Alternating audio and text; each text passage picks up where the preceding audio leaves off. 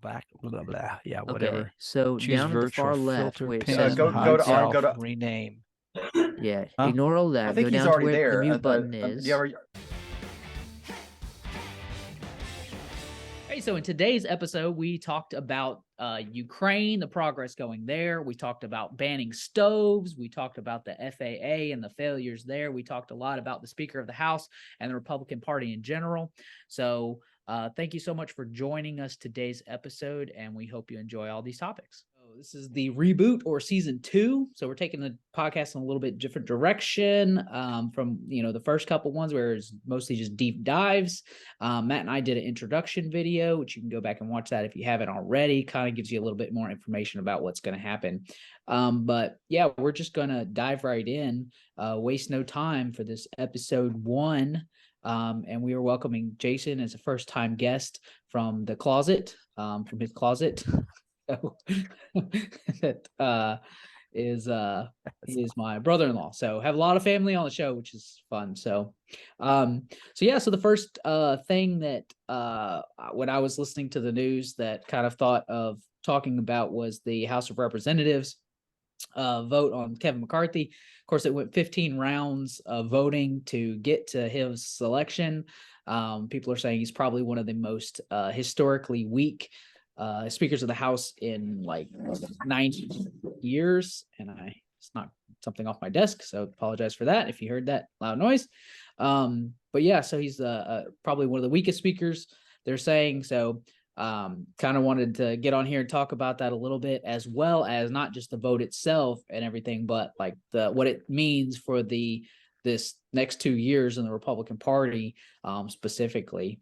And I think everybody had some takes on this, so we can go around, and we'll just start in my top whatever with Dad. If you have any quick takes, nothing, just pass. This is a more informal, this isn't a deep dive, so we'll just hop from topic to topic. So if you guys don't have anything, just wave on by, and if you want to stop and talk on something, then I will. Yeah, well, if you look at it historically, Lincoln went through several rounds of, becoming president.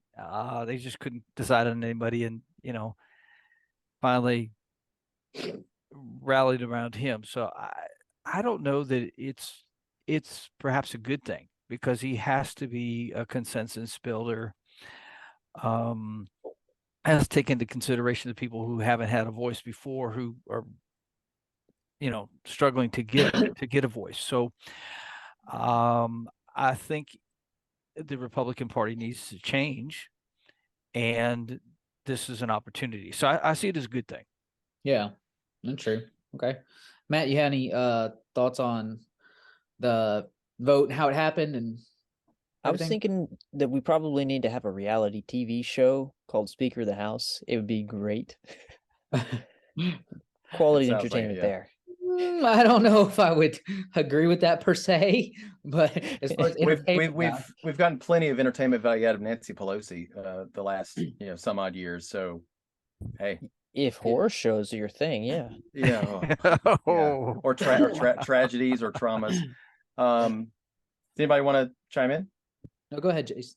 I was gonna say one. Now, I honestly don't know Kevin McCarthy's voting history. I don't know how he kind of swung.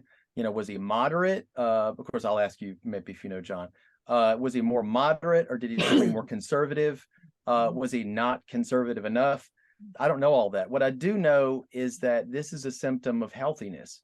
The Democrats have historically been lockstep. I mean, if you think about it, there was a little bit of veering a little bit more further to the left with like the Bernie Sanders kind of contingent coming in. But the thing is, though, when they say this is how we Democrats need to vote, everybody goes, yes, sir. They're not really do that, but I'm saying that they do that with their policies. They just go, okay.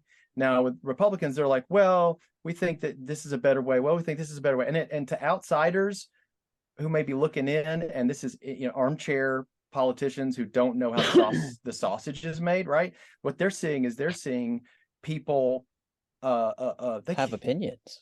Oh, God forbid. And they're fighting amongst themselves, or there's infighting, and that shows a weakness. That shows that they're not, it shows that they're not All unified. brainwashed. I'm sorry. Well, no, you're right. And yeah, I do feel that too. The thing is though, for good or ill, the Democrats can kind of rally under one point, but how strong was their point in the first place if you're just going to rally under it no matter what it is? What I'm trying to get at is I think this is a healthy thing, but the fact that every little thing that's done ever since I guess C-SPAN was invented is you're seeing how the sausage is made, and it's influencing your thoughts when there's a whole history before, like yeah. Oh, well, I was just gonna speak to a couple of your points. Yeah. First of all, who is McCarthy? My understanding is he's someone that kind of like during the Tea Party era, he was the Tea Party person. When Romney was, he was kind of the Romney person. When he's just kind of a chameleon, and that's what has allowed him to sort of be in a good position. Whatever the way the wind blows, he's a fair weather friend or whatever. Whatever the way the wind blows. Why he's so weak when it came to the vote, because like the left, I mean the more Tea Party types in the Republican Party was like, well, you don't stand for anything, so we're going to nail it down. I mean, like you're not fighting on values, you're just going to compromise us until whatever we get. And then the other, I mean, so these he's not a very ideological person, is my understanding. So he's just kind of like been wherever he's trying to be, and sort of there's an interesting dynamic where Trump supported McCarthy, but a lot of the sort of MAGA types weren't, because he was, because they saw him as kind of a rhino. And so it was causing this sort of like division where like some of the MAGA people were like, well, we got to support him because Trump supports him. And then other people were like, he's got Trump's endorsement, but he's not a Trump-like person, because he doesn't follow his policies necessarily, because he really doesn't have any policy agenda. So that's kind of who McCarthy is, at least, and some of the divisions and why the vote took so long, as my understanding. The other thing is too, is when you said that like all the Democrats are always going to vote the same way no matter what, I mean, that's just historically false. The Democratic Party is just as diverse and segregated as the Republican Party. And look at, I've heard this from lots of Democrats, like, why can't we be more like the Republican Party? Wow. They all vote the same. They all vote lockstep. And so it's like you look at some other person's family, and you're like, man, that family's and their family's got it all together. All you're seeing on Instagram, yeah. You know what I mean? And then that family's looking and seeing your Instagram and going like, oh my goodness, that family's got it all together. Why can't my family be like that? So I don't agree with the whole like premise, the lockstep thing. Both sides have their divisions, their issues, their infightings and whatever. But at the end of the day, the problem is movement. Hello, Matt. All right, we're back on. He'll just edit it all together. It's fine. Or will I? Okay, I have no choice, because that was edited out no matter what. This is the YouTube short, yeah. No, it's the little part in between the recording is the edit out the part that's missing. But that's everything the part else that we lost for the recording is what I'm saying. It was automatic. I think it'll come back in. This happened before with me and Matt, and it worked out. We fixed it. So that was my 2 points on the McCarthy thing, and then I guess so I'll set this up and kind of give my opinion. Is Matt still frozen? No, he's not. He's muted, I think. And go. Sorry. Yes, I forgot to unmute. The thing is with the whole future of the Republican Party, and I think what the weakened speakership means is going forth, and this is just my like random prognostications, which I love to do. You guys know I love to predict the future, and I'm terrible at it, but I do it nonetheless. I think that it means, like Dad was saying, I think it is a good thing. There's one provision that they negotiated where one person can basically call for a vote of no confidence. I don't know if that's what they technically call it, but basically like to remove the speakership, one person can just initiate that. Whereas before you had to get a coalition of people in order to initiate that vote. So if one person doesn't like, then they have to stop everything, vote on whether we should keep, I mean, it's a procedural nightmare, and it makes it where the speaker is walking on eggshells. And that's why they're saying it's one of the weakest, speakerships, not just in that. And also when he goes to the Biden administration and they're compromising on whatever, you can't speak for the entire Republican Party because you don't have the support of the entire Republican Party. You got to get the Matt Gaetz in there, the representatives from all these different factions, and talk to them and have them all in the room. So you're not, yeah. You so have less clout. yeah. but- And so it's going to be a lot more, it's going to be a different ride, but I think it is going to be a little bit of like Dad was saying, I think it's going to be a breath of fresh air, a breath, More like a of breath. fresh Yeah. you know, That's a good. little bit on that front. So I don't predict it'll be, you know, damaging one way to the other to either party necessarily, but I do think it might slow things down a bit and be good. So Okay. I Go vote ahead. between now and the next program that we do that Matt grows a little bit of hair so he can, you know, Yeah. kind of look Okay. like he belongs to the family. You Oh, know? Look, you know, a beard is a spiritual, you know, process. You have to kind of Oh, right. realize. You're saying I'm realize not as what- spiritual as you are. No, I'm just saying. I'm saying it's a dedication to having stuff get stuck in it and get it stabbing your, you know, Uh-huh. yourself in the zipper of your shirt. You know, it's Yeah, it's a I've it's a tactile tri- issues it's a with trial of beards. I spirit. don't like You know. them. I don't No, have it's many fine. shirts with zippers. Oh no, it's a coat. When you get your coat, you're like, oh, Oh, just get coat. Oh, I stuck in it." did that. Yeah, I did that one time when I had a beard. That Didn't was like so it. much fun. No, I didn't like it either. Yeah, do not enjoy. Would not Plucking recommend. y- that's spiritual too. Pluck your beard out, you know, stuff. Oh, Yeah. that's really like if you're like really, yeah, exactly. So my question to you, John, is we weren't in control of a lot of things the last, you know, few years or whatever, so we didn't have a speaker, and we had, I guess we had you know, different people, you know, saying what they believed and things like that, and it kind of worked itself out. I don't know, are we as dependent, are even the Democrats dependent on having a speaker? What do- Are the Republican Party dependent on having a speaker? Do we just need somebody that's going to go, here's what everybody thinks and here's what we're pushing forward? Not, you know, because a lot of times people would ask Nancy Pelosi, or maybe she just didn't ask for being asked. She would just start talking about things, and you're like, I know that your title is speaker, but were you asked to speak? You know, that's that, and then, you know, that's the question I want to ask is, how much are they a procedural you know, position, and how much are they I hate to say this, a celebrity? How much is there I'm a gonna take mic and they have to go question talk in front of it? Good. translate it into something else that I hope you're saying and then Yeah. answer that. So I Yes. think you're saying, is it a good thing or a bad thing for the speaker to be powerful or not powerful? It kind of sounds like what you're saying a little bit. Or being asked to speak on all these different subjects when in fact they really aren't they more supposed to be a procedural position instead of this almost like second vice president? You know, I know that they have a big So- role. Yeah, go ahead. I love the question because it's perfect with the theme of the whole channel. Is like, yes, sometimes, yes, maybe. Yeah, like in this historical context, the answer to that question is yes. In this context, it might be no. You know what I mean? So Gotcha. I'm going to break down what that means. So to me, so Okay. right now we're in a really divided time, like polarized time period. Really? Having a really Yes, What? Matt. Yes, Matt, we are in a very polarized time. He didn't know. Matt didn't know we were. well, This is news to him. yeah. Yeah, I gotta get out Breaking from under a news. rock. Oh my It's- gosh. Pretty polarized. And so having a weak speaker, I think to me is a good thing because the best Hmm. ideas have to get flushed out. Ideologies have to be fought over and discussed. Hmm. Whereas we've been polarized and we've had a strong speaker.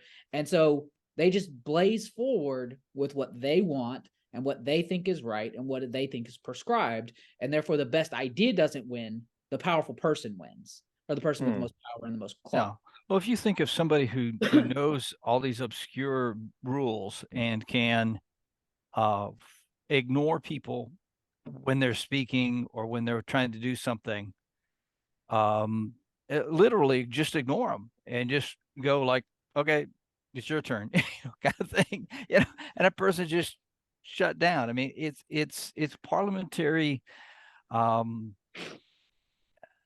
Fiat.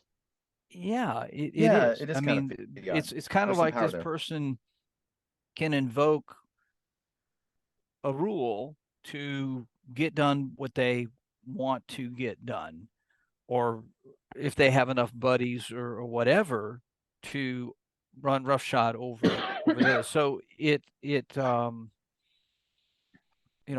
can be a bad thing, Yeah, and but that's it also can be a means of getting something done. But yeah, we but do have friends that are always happy when nothing gets done. right, yeah. But in a time of crisis, you need a leader that is able to build a coalition and in a crisis and move things forward and get things done and not be stopped as much in certain situations. So I think that there may be a couple times in history that that it might have been a good thing to have a strong speakership, but I think in general it's a not as good thing. And Well, now a Strength weak with speakership respect. with somebody who has actually ideology and strategy and something to push forward might be good, rather than McCarthy, who's sort of just political jello. So I mean, do we need somebody who is stronger from a place of power? I know those two things are okay, you said power, strong. What I'm talking about is right now we're dealing with what people, nobody likes to be stuck in traffic. Gridlock sucks, right? Or it's terrible. So, but the thing is, though, gridlock is what we're in right now from the Republican side, because we only have half, I think. So the best that we can hope to do is keep really bad bits of legislation from going forward. Tell me if I'm wrong on this. Bad legislation going forward. Number two, we can, or say three things. Number two, we can have committees, and they're already doing that. Committees to set up certain investigations and things like that, which the Yep. Democrats did a lot. So they can't come back and say, "Hey, why are you doing all these investigations? It sounds like you're just being vengeful." When you did stuff to us for how many years, and we're doing a couple things back, get over yourself. The third thing is, when you're keeping those things from happening, the third thing is that you can maybe put forward some legislation that I hate to say this, is going to get shot down. And then what you can do is the next time that you go up for re-election, you can go, "Hey, we put forward this legislation to make your taxes lower, or to assist in this particular thing. And guess what? The opposition party shot it down." Okay, so those are three things. Oh, well, they're always trying to do that, where we've done this. We knew it wasn't going to pass, but we did this, and to make the other person look bad. So there's a lot of that. I'm thinking though a little bit about past speakers that were very notable. Newt Gingrich, Yeah, that's one I think of. with he was 100 days.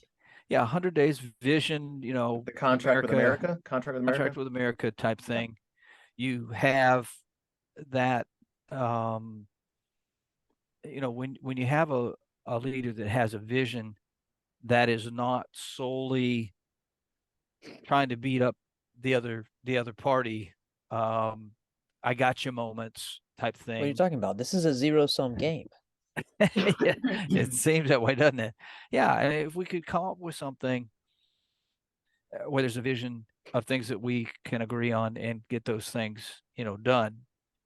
Yeah. Immigration, if somebody could the things we can agree on is immigration would be wonderful. There's people on the Yeah. right that go, we can't, they want to do this and such thing. So, and we have to want to do this such thing. A compromise would be to not do the thing we know is right. And so basically compromise becomes the bad word or the curse word of the two-party system. When compromise sometimes is the only thing you're going to get something done. And you basically Well, I hate to sound like go ahead, Johnny. Democrat for a second, but like, how can you compromise with someone who is trying to put something forward that they know is going to fail so that they can blame you for it? There's no such thing as compromise there. And that's what y'all have just pointed out. Like, both sides do that. is to get- I don't think Yeah. that's fantastic. I don't think that's and fantastic. they do it but when they're in the situation of being the minority party Yeah. instead of, okay, let's compromise on what we're going to do. And I feel like part of that, a large majority of that, comes from the fact that the Republican Party has no vision at all, like for what it's going to be, what the future is. And it's we not talk unified. a lot It's not about unified. that on the show, what the Republicans Party sort of lack of vision, Mm. and that's a problem, because it's like the default when you're out of power is, okay, let's obstruct it, you know, and get points, you know, off of these people that are like radicals, you know. And then the Democrats, you know, they have an ideology, but in the absence of any legitimate compromise, pushback, critique, they're just asking for the most extreme things. And because no one's talking to them, it's like they're talking to themselves. And then you get into this bubble, and then things don't sound extreme when you're, you know, whatever. But if you actually would debate these things, then you could come to, I mean, like most people have some point. I'm not I'm not going to say all points are valid, you know, not all positions are great, you know, or Yeah. like ideas are great, but like they usually come from a place where an actual legit grievance, you know. And so if we could spend more time thinking about what that actual grievance is, you know, then we could, you know, potentially get somewhere. But the point is like this, there's lack of vision. And then the strategy without any kind of like alternative vision is like, okay, we're not in power, but we still have an idea and still have a concept of what we want to do. And so we'll compromise to try to get what we want to get through, and we'll give you some of what you want to get through, and we'll move forward in a sort of, you know, ebb and flow of whatever, rather than just, you know, stick a thing in the spokes, you know, and cause the whole thing Right. to, you know, collapse. So, but we could stay on this topic for a long time. So we probably need to move on to the next thing. So speaking of sticking a stick in the spokes and causing the whole thing to collapse, what about the FAA debacle? I to my knowledge, I didn't see any follow-up that there was a cause that was found. And Biden's response was basically like, yeah, I'm going to put Pete Buttigieg on it. You got it. And so let's let him That'll work. do it. And this is his third like crisis in the transportation sector since he's been words are hard. Since he has been in there. So, and all three of them have just been absolutely debacle. So he's batting pretty terrible right now, as far as that's concerned. But yeah, and I don't know. He was mayor. What was he mayor of before this? He was mayor of a. See, we don't even know. He was. That shows how big it was. It's a very small town. I know that, but he was mayor of that. And when he was running for president, he had very low numbers. But I hate to say this, but would anybody know who Pete Buttigieg was if he wasn't homosexual and married? And I'm not going to stay on that subject. I'm just saying that became a checkbox. And he was also known for his potholes, Pothole Pete. Oh, okay, because he wouldn't fix. About that. But so why would we have somebody that wouldn't fix potholes, and we in Tennessee know about potholes, that wouldn't fix potholes, and then they're like, oh, that's transportation, right? Well, you'd be great for transportation guy. Now, I'm just saying, you fail upward. I'm a meritocrat, so I believe that no matter what you are, I don't care about who you love, what color you are, what your religion is. If you're the best person for the job and you have track record of success, or you could, if somebody gave you that shot and you have some kind of something that we can measure and see, then you need to be up there. And what people may say, whatever they can about meritocracy, I think that you can make some valid comments and things that need to be changed with meritocracy. But I believe that's true. And when you have somebody that's not qualified to do a thing, and they get the thing, you're like, okay, there must be some other reason. Yeah. I don't know. Well, I guess what I'm saying is you're right, Johnny, that he's failed multiple times. And I wonder what if you've this done, is, it's about who you know.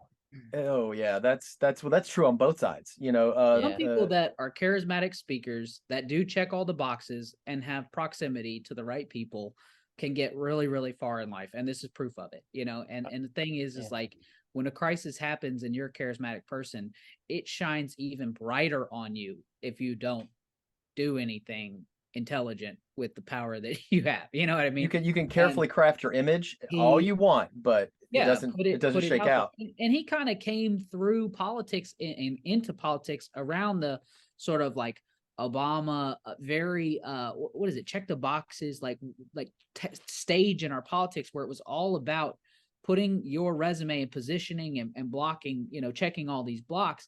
And what people forget is that Obama was really, really talented. He was also a senator for a little while and well connected, and he made promises to the right people, but he actually had a level of competence that Buttigieg does not demonstrate, or Kamala, or anyone that kind of No. falls in that like Oh, like yeah. in- We could in- talk about that for a long time.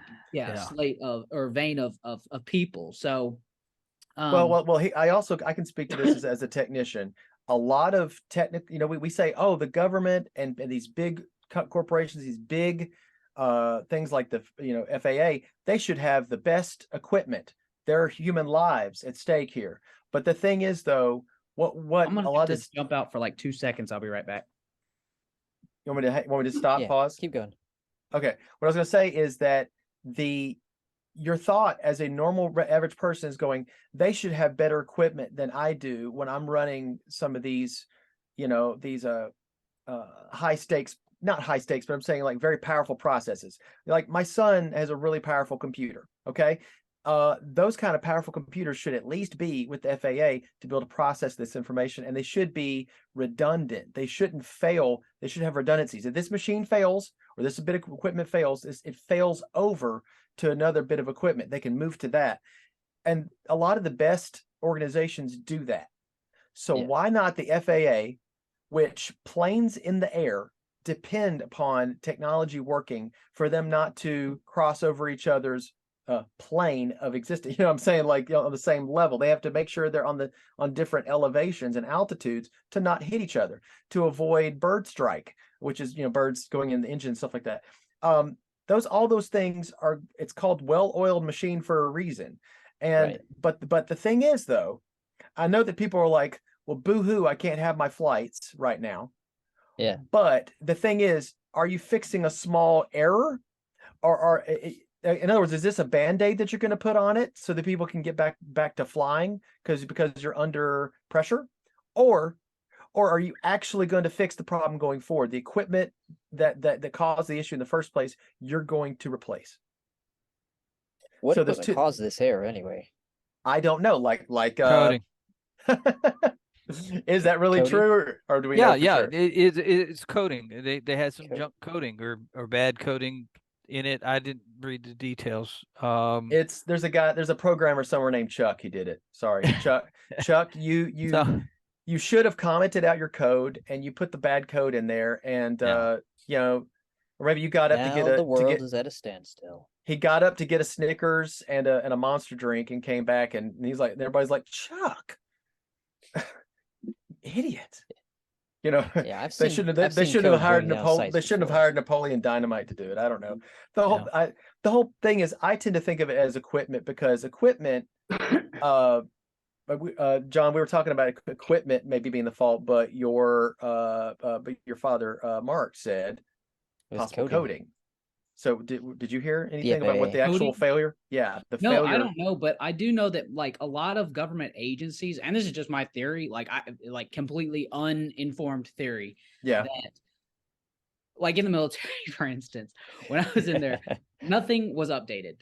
Everything was a patch on a patch on a patch on a patch on a patch on a program from like the original, because the yes, person who comes in is appointed, and their purpose is to make it through the next couple of years and then get promoted and leave you. They will use their budgets, and they will cut budgets, or they will make things to make themselves look beautiful and great and whatever. We're beautiful. At the end of the day, nobody wants to say, look, hey, in 10 years, all of this software that we're using and all this technology is going to be obsolete. So somebody was saying that there could have been a compatibility issue with like the computer electronics that were updated in the airplanes themselves, not speaking to like 1997 Windows 1997. You know what I mean? Like in that yes. I think. I this think that we would be compatibility scared. may- We'd be scared knowing how many Windows XP and we'll see Windows. I know this myself. Windows 7 went out years ago, and a lot of people paid Microsoft to get extensions on that. We don't have to talk about this for long, but you're absolutely right. When you were stepped out, that's exactly what we're talking about. Is that the equipment that they have is just, it's not even comparable to something that you might have on your desktop right now. We'd have Windows 10 all patched up because we don't want to get viruses. But like you said, they probably, some machines over there probably got still Windows 7, and Windows 7 is a security risk. There are holes in it. It's no longer being updated by Microsoft. Windows 10, But it's kept off of the network. That's Yep. the thing. So they keep it off of any public networks. So it's an isolated risk. right? But exactly, and we do that on some situations at our university that I work for. But these devices they live and die on their networking and how they talk to things that are remote, such as planes and vehicles and all these different kind of things. You have to talk to this, and you have to talk to satellite, you have to talk to all these things that are remote. You can't, these are things that have to be on that network.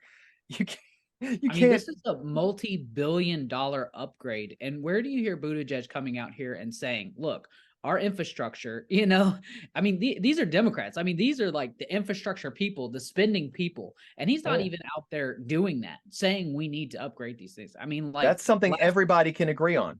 Yeah. And it's like, we need to upgrade these systems. We need to do this. We need to be spending billions of dollars on that instead of giving all of our missiles to Ukraine. I mean, like our depleted resources right now in that area. I mean, it's been almost next month it'll be a year. Oh, you mean the proxy war with Russia? It's a proxy war with Russia. Yeah, we either need to shoot them ourselves at Russia, make them stop, or we need to stop giving them to them. Put our money where our mouth is. Me, where like this is absolutely. I don't know. I feel like they're doing a better job with our missiles than we would. Well, are they? Are they really? Because America is when we actually go out. Have you seen all the pictures of those tanks? No, actually, there are reports that they are doing like it's incredible, the technology, the training, the amount of time that we spend using these all things in like these games, and then like say you have to have all this sophisticated knowledge and background, and then we just sell it to them, and they're like using them like it's like a boomer like.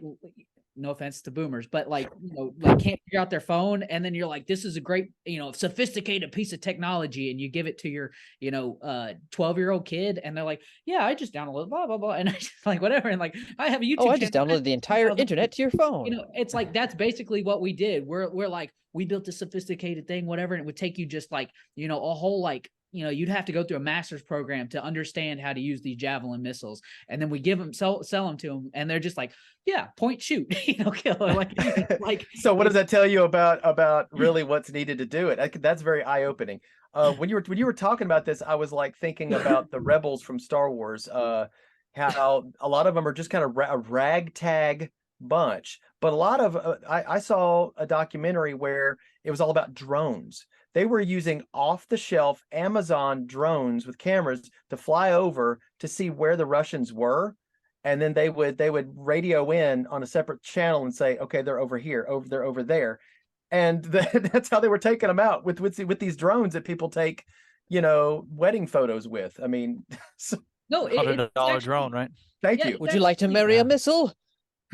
Really knowing how advanced aircraft carriers are, and that probably if World War III broke out, that would not be the primary use of Navy equipment. I mean, I can't tell you what technology would replace it, but there's so many limitations on building them and manufacturing them, and it's almost like we need to go back to a smaller, more mobile drone fleets that are like PT boats.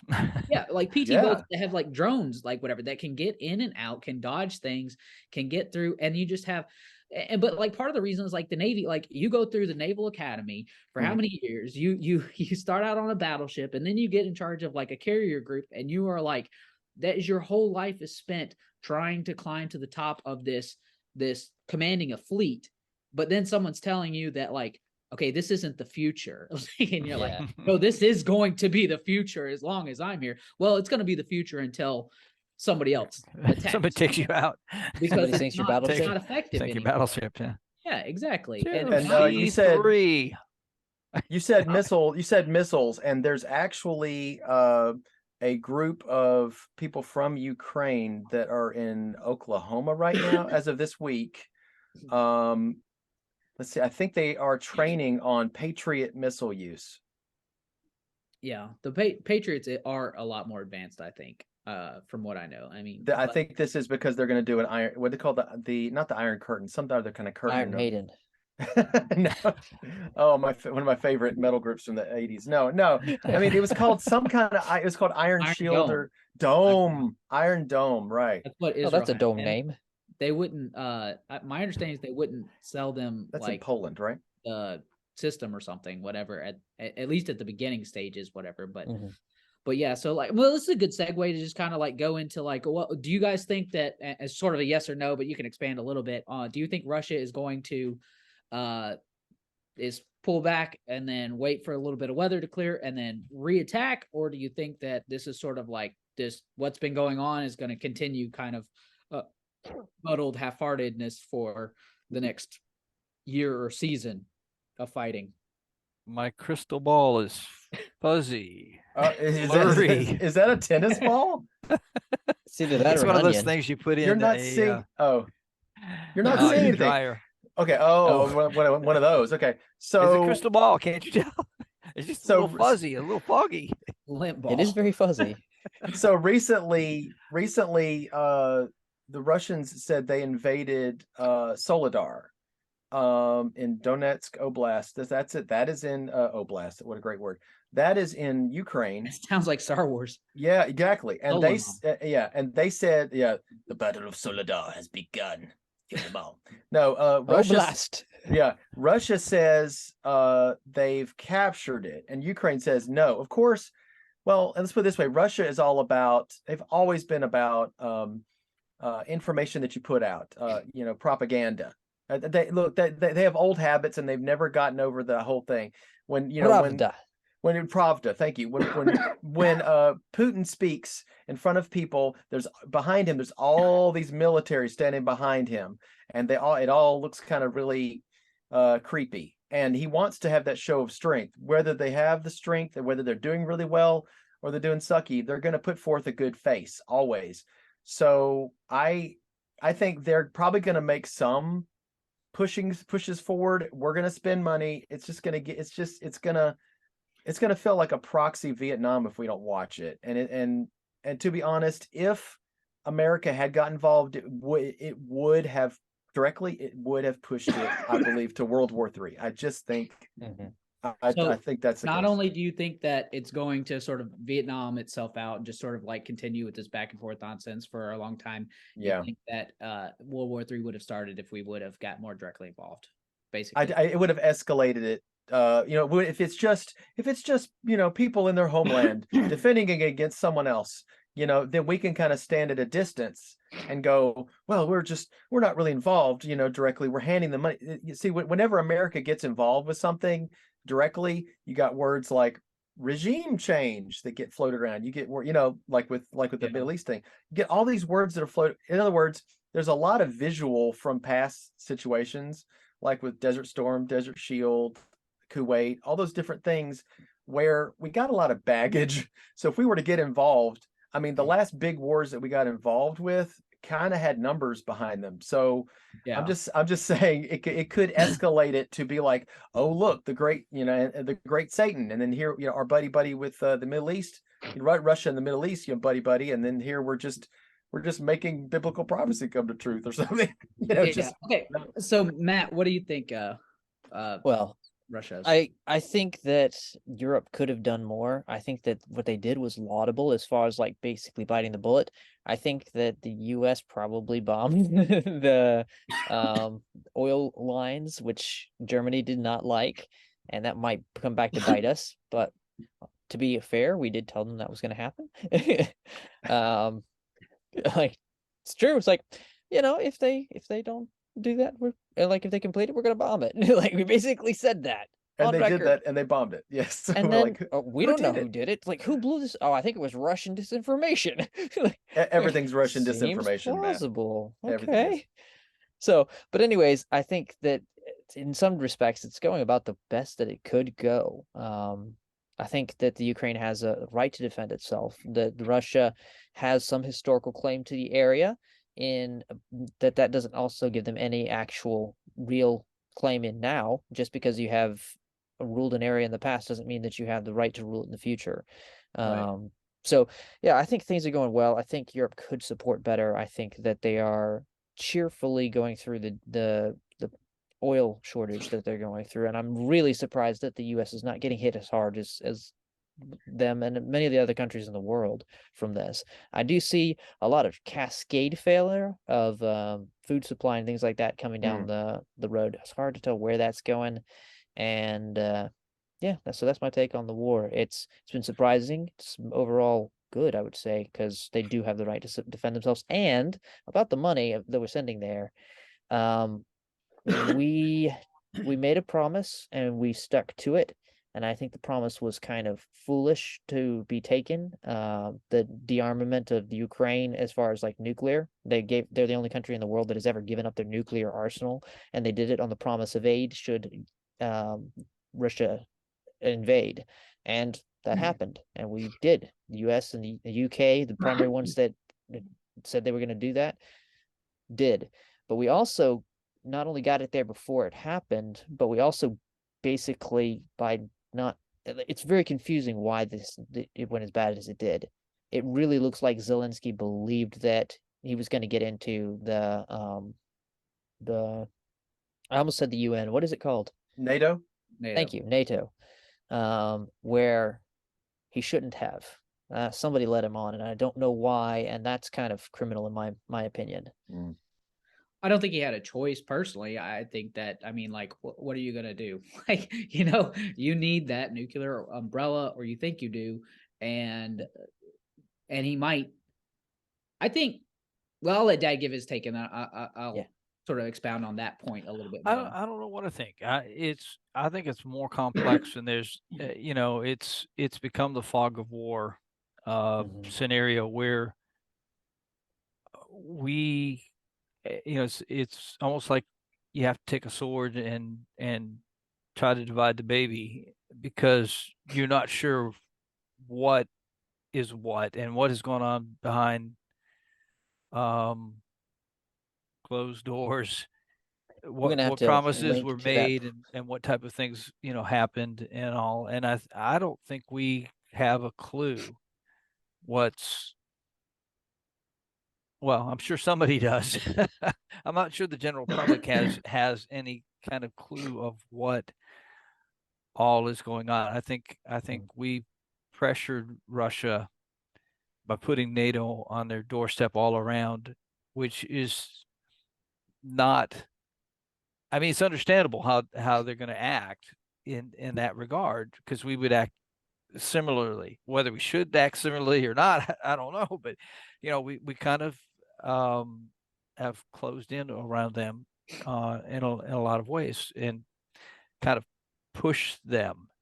Yeah. It's kind of like the two brothers, and one is aggravating the other, and then when the other one hits them, it's like, well, look what you did to cause that.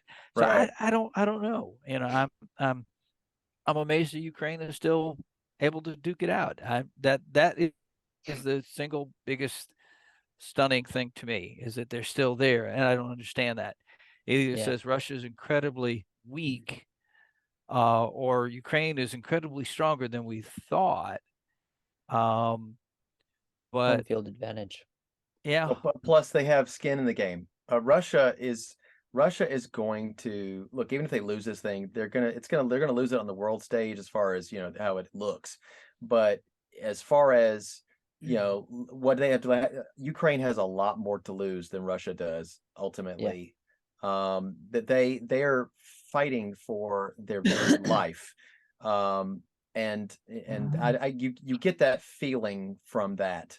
I mean, all fake memes and stuff aside, it really, the thing is these are people who want to live, and who remember the Soviet Union. right. But I'm thinking, if Soviet Union backs off, tucks its tail between its legs and just backs off, these people have like long memories, and if it's 10 years or 20 years, they're coming back, and it's not going to be pretty. when they do. I don't like, um,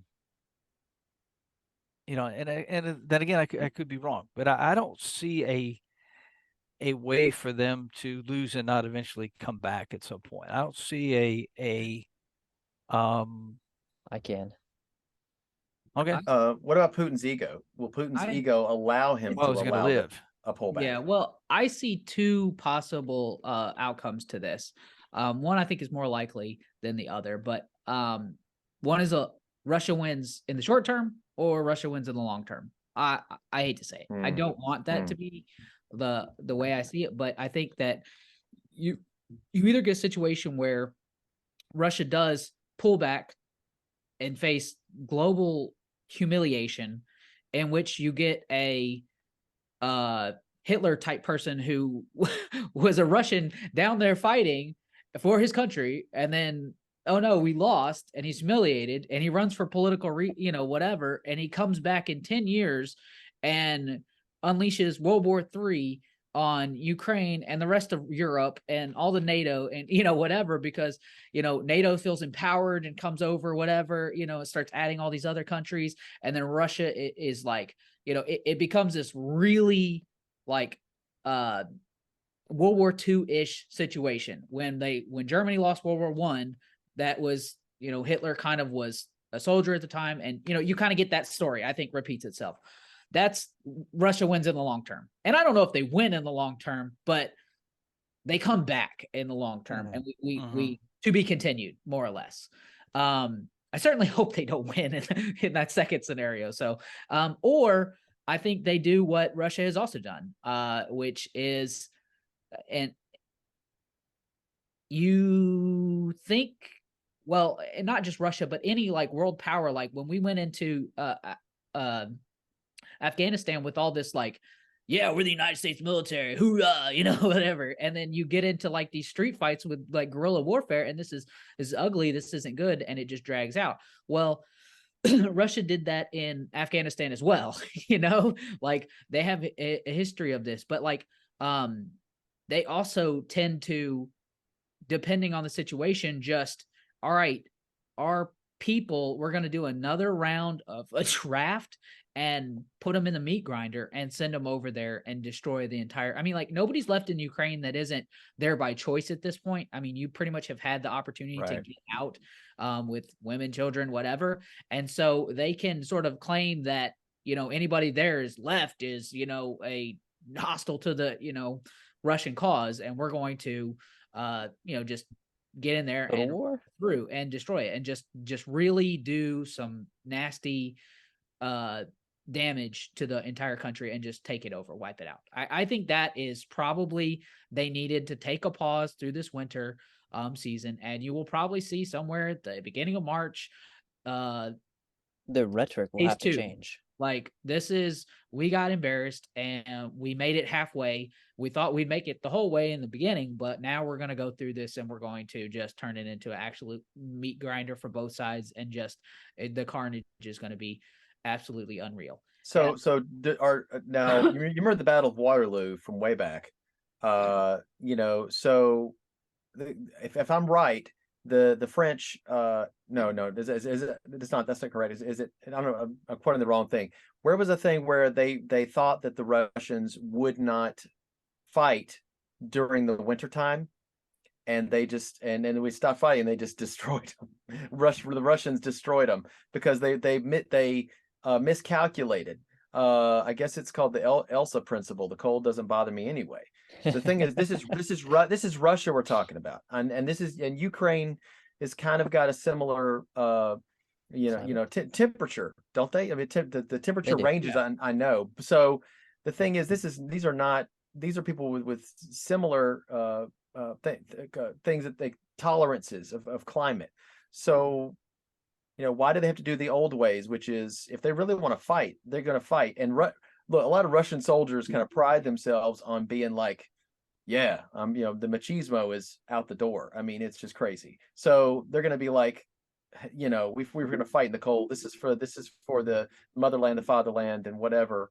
There's a pride element to that, and also there's that element. And, so I don't know about this cold. Is there like some kind of unofficial treaty or like we will not fight in the cold? We're doing it the way they Well, used to do no, it I'm just saying, during like, fights. as compared to a couple months ago, the fighting there's a fighting season, right? I mean, like, Right. there are skirmishes and battles and back and forth, like the one you had mentioned in Solidar or whatever.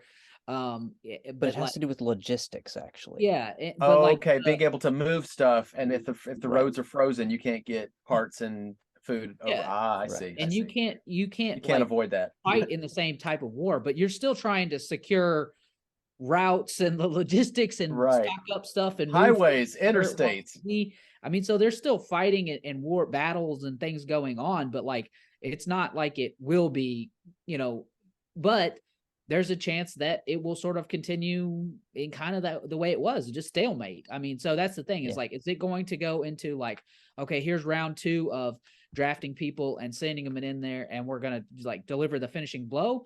Or is it like, let's just keep grinding this out? And there Smaller might be a case for their point of view, skirmishes, just grinding smaller it out skirmishes. until the United States deplete all the Javelin missiles, or we just start saying like, hey, we're going to stop sending you stuff. Because I think that the Russians have a valid point that if they wait long enough, then the rest of the world, Europe is not sending nearly as much as we are. And Right. so if we stop sending as much as we are, I mean, like, it's just going to taper off and then they're on their own. And then you don't have to do. So there's multiple ways that, I mean, obviously this could go, but I mean, I don't think any of them end really in Ukraine's favor, except for Russia just pulls back and then they have 10 years to fight World War III, figure out how they're going to, deal in World War III. Cause I don't see this Disagree. ending well, I personally, I disagree. I mean, and it could, That's I've okay. been wrong a lot. Here's but why, if I Alright. may. Just Go ahead. 5 minutes, maybe 5 minutes. I'm timing you. Okay. Keep count.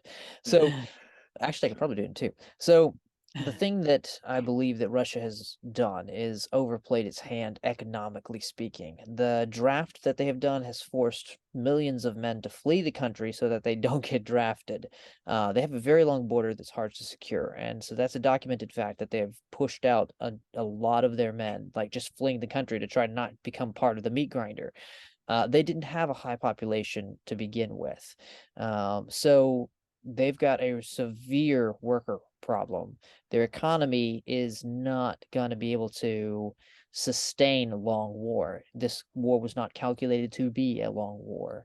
Right now, Russia is trying desperately to save face, but the long-term repercussions mean that whether or not they win in Ukraine, and they're going to try to win, Russia is, that they will actually lose because they will not be a strong enough power. Their hope right now, and why they're working so hard with trying to forge ties with China, is to have a way to recover afterwards, because they know that they're going to be somewhat blockaded from certain trades. And all they've got, the only card that they've got, and it's a powerful card, is oil.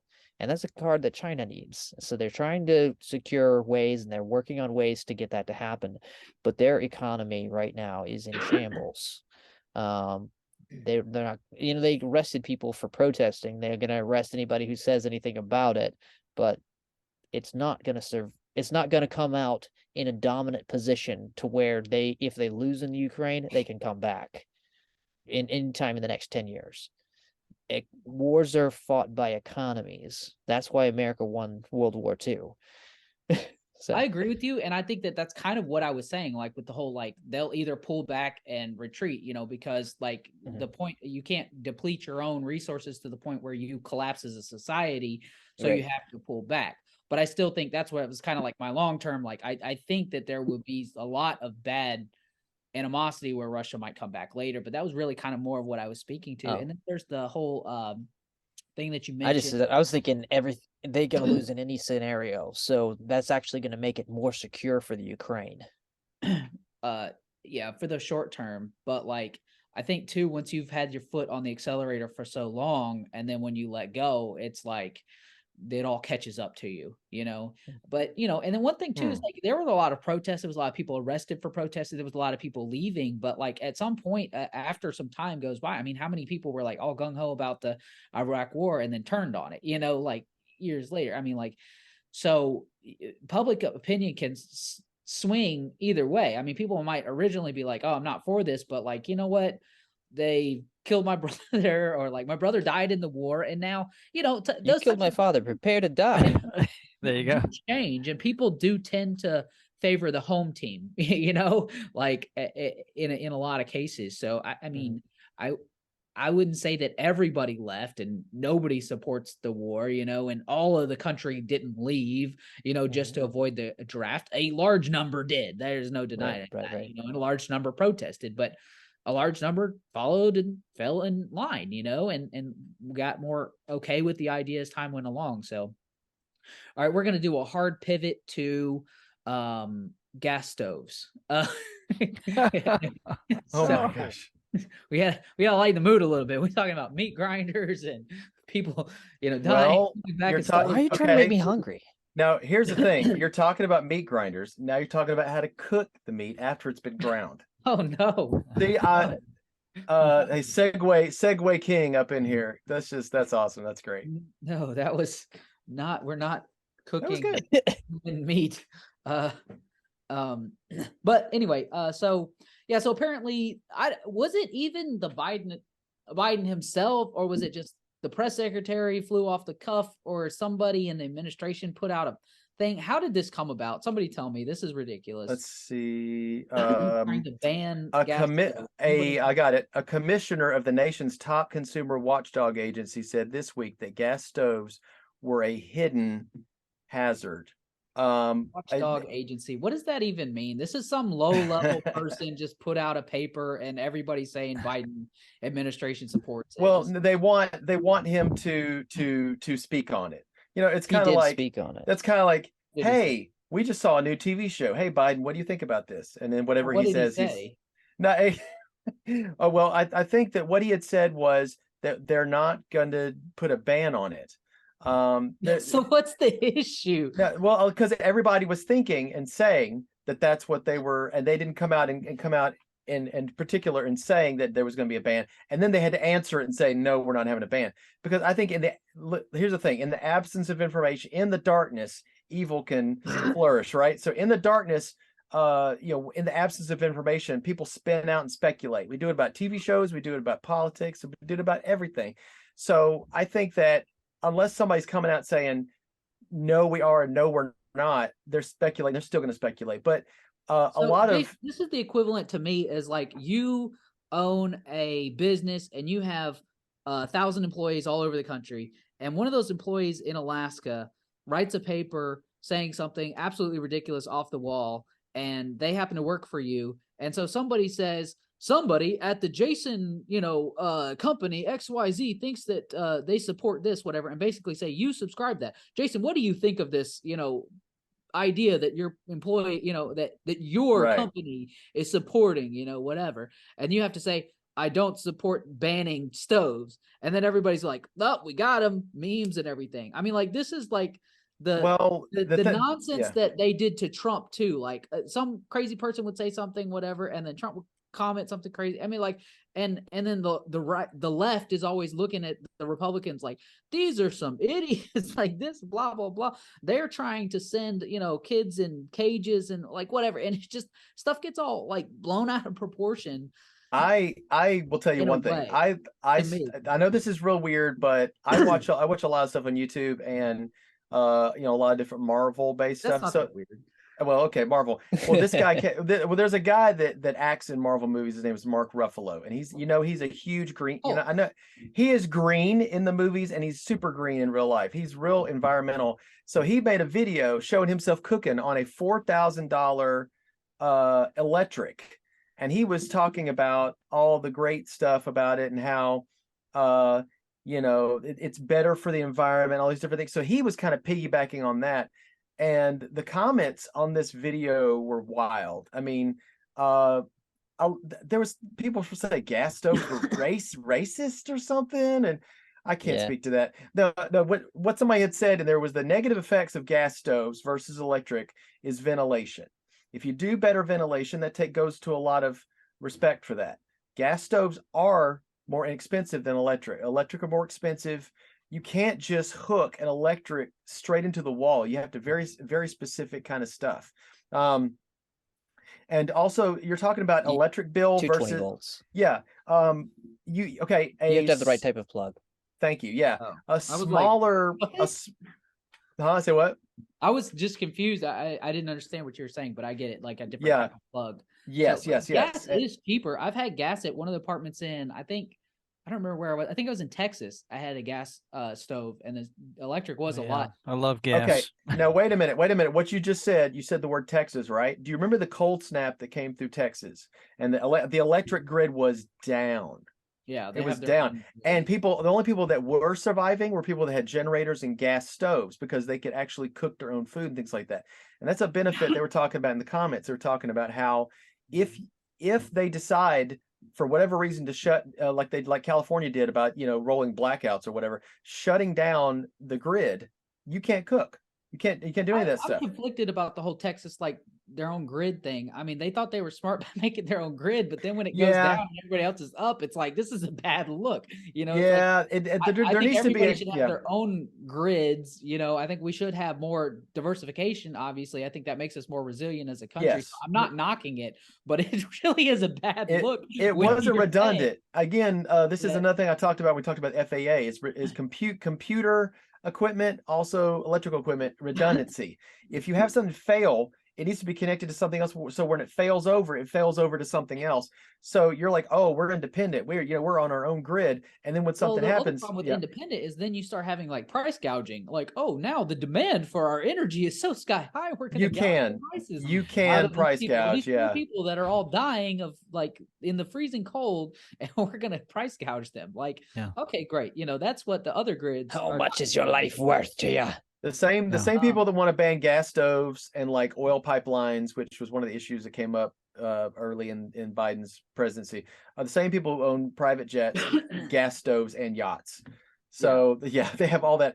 The other thing is that it kind of feels morally superior because this is a guy that was in these LA celebrities. I'll pick on Mark Ruffalo. It's okay, he can take it. He was in Avengers Endgame. He's in the She-Hulk TV show. It's not that he's rolling in money, but he's got enough money to buy the top of the line electric induction system and pans to Good match. for him. Yes, that's great. That's great. No, hey, I'm not. Hey, Yeah. you made the money. I'm not mad at you. But here's the thing: it's kind of in a way when you're saying these things, you're saying, oh, they need to have this kind of thing because it's better for the environment. Well, guess what? People who don't have as much money, they get whatever they can get, and you may think you're all for the poor. Right? Oh, yay, the poor, let's help the poor. And then what you're saying is only we rich can afford to save the environment. But the problem is there are more poor people, I'm sorry, or middle class people than there are rich people. And they're going to buy what's best for their deal.